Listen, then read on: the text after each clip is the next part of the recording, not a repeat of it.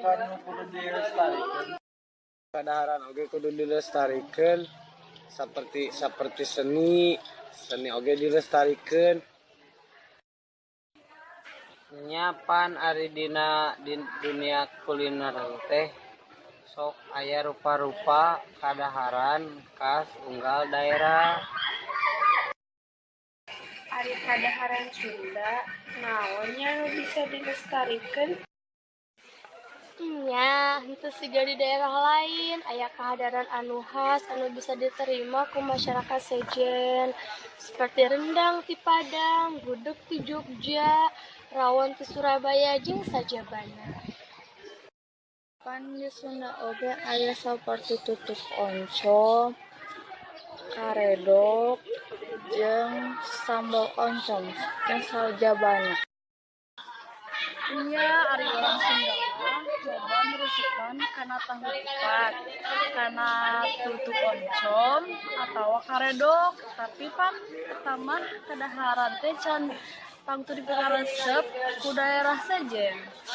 Nya, atuh kumahanya sangkan nu sejen resepen karena kadaharan Sunda.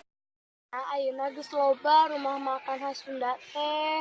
Meureun ku cara eta kadaharan Sunda bisa jadi dipikaresep ku aranjeun.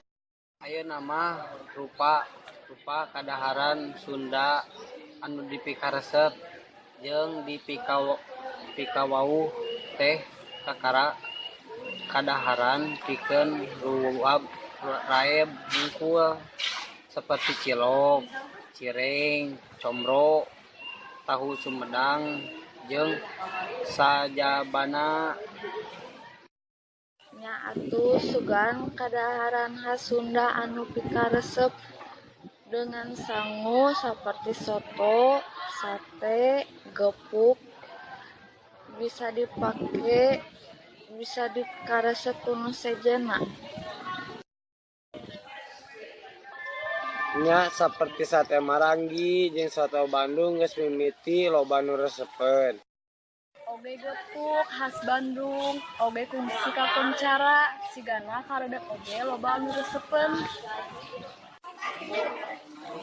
Tah kitu ku ayeuna rumah makan khas Sunda teh bisa ngabantu ngelestarikeun makanan Sunda.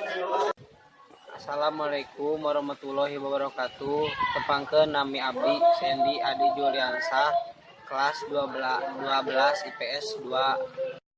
Tepangkeun nami abdi Siti Nur Alisa di kelas 12 IPS 2. Nepangkeun nami abdi Maya Alfianeta di kelas 12 IPS 2. Assalamualaikum, nami abdi Arikal di kelas 12 IPS 2.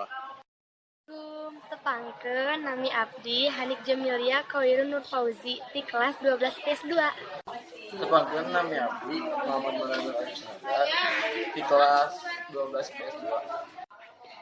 Assalamualaikum. Tepangkeun nami abdi Anis Ibtihal di 12 IPS 2.